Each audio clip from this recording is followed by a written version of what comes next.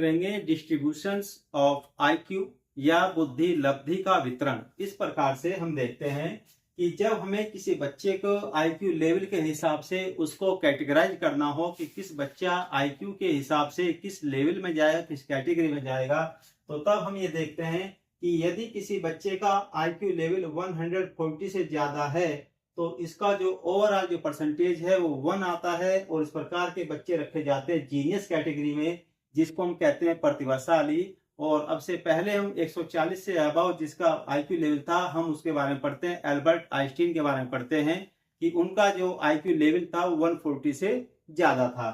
यदि बात करें हम दूसरी कैटेगरी में जिसका आईक्यू लेवल, ऐसे बच्चे जिनका आईक्यू लेवल 121 से 140 के बीच में है तो इसका परसेंटेज है 5 और इस प्रकार के बच्चे रखे जाते हैं सुपीरियर कैटेगरी में, जिसको हम कहते हैं प्रखर बुद्धि।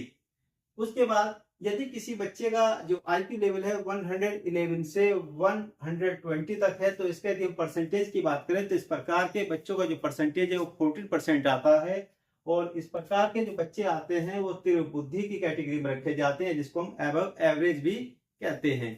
उसके बाद यदि किसी बच्चे का आईक्यू लेवल 91 से 110 के बीच में है तो इसका परसेंटेज यदि हम बात करें तो 60% है और इस प्रकार के बच्चे कहलाते हैं एवरेज कैटेगरी में आते हैं या सामान्य बुद्धि बच्चों में। और आपने देखा हो कि अक्सर क्लासों में जब मार्क्स बच्चों के आते हैं तो इसी कैटेगरी में सबसे ज्यादा आते हैं, तो उस प्रकार हम कह सकते हैं कि ऐसे बच्चों का जो आईक्यू लेवल होता है वो 91 से 110 के बीच में आता है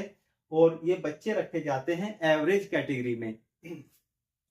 यदि किसी बच्चे का आईक्यू लेवल 81 से 90 के बीच में है तो उनका परसेंटेज आएगा 14% और इस प्रकार के बच्चे मंद बुद्धि कैटेगरी में या फिर फेबल माइंडेड कैटेगरी में रखे जाते हैं। यदि किसी बच्चे का आईक्यू लेवल 71 से 80 के बीच में है तो इनका ओवरऑल जो परसेंटेज की बात करेंगे वो 5% आता है और ऐसे बच्चे रखे जाते हैं अल्प बुद्धि या फिर डल कैटेगरी में हम इनको रख सकते हैं। साथ ही साथ यदि किसी बच्चे का आईक्यू लेवल 71 से कम है तो इनके यदि परसेंटेज की बात करें तो ओवरऑल जो इनका परसेंटेज होता है वो 1 है और इस प्रकार के बच्चे कहलाते हैं जड़ बुद्धि, इडियट या फिर मोरन इनको कहा जाता है। तो हम आईक्यू लेवल के हिसाब से